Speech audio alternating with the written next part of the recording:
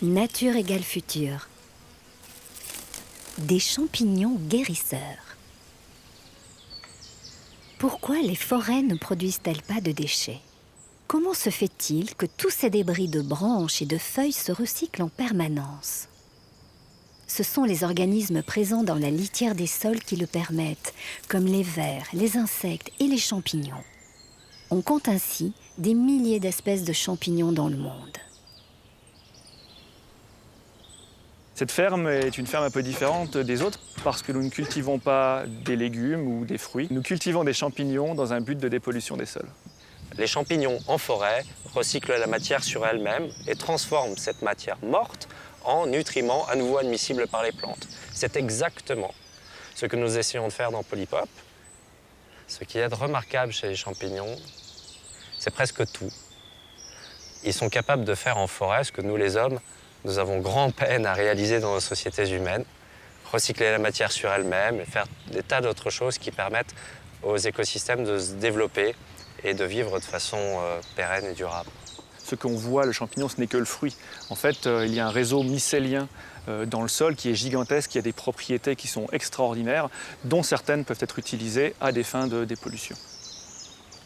Le mycélium a des propriétés véritablement étonnantes. Dans la forêt, c'est lui qui gère le cycle des déchets. Toute matière organique qui tombe au sol est immédiatement retraitée par les champignons. Les facultés biochimiques des champignons peuvent être mises au service de la dépollution des sols. C'est ce qu'on appelle la mycoremédiation. En forêt, les champignons sont capables de dégrader le bois mort.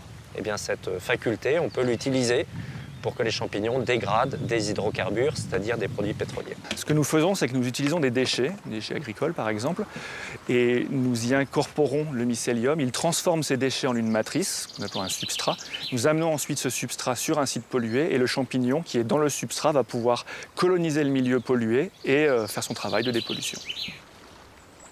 En dépollution, le champignon agit de deux façons différentes. Il peut accumuler, hyperaccumuler dans le chapeau, donc dans le fruit, les métaux lourds, la radiation, ce genre de choses.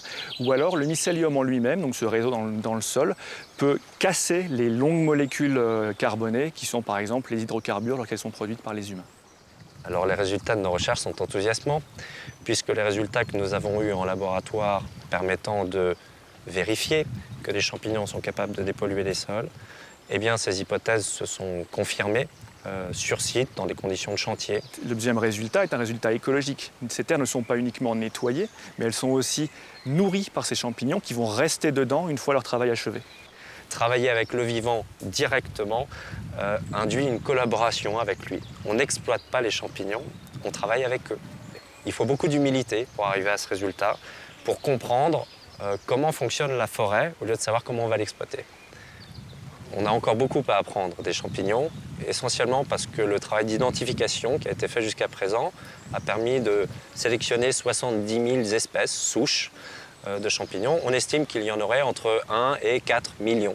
Autant dire que le travail à réaliser est encore long. Mais ce travail d'identification n'est pas le seul. Il faut aujourd'hui comprendre le rôle, la raison pour laquelle ces champignons collaborent avec le reste du vivant et lui permettent de fonctionner. Et ce travail finalement de sociologie de la vie débute tout juste aujourd'hui et offre des perspectives de recherche encore très lointaines, profondes et qui vont totalement modifier notre société. Le champignon est dans l'avenir de l'homme, ça c'est sûr. Il était là avant nous, il sera là après nous. Il serait bon que nous apprenions à vivre avec lui. Grâce aux propriétés extraordinaires des champignons, nous pouvons aussi envisager de nouveaux matériaux et réfléchir également à des processus collaboratifs, puisque le mycélium permet à des arbres d'espèces différentes de communiquer entre eux.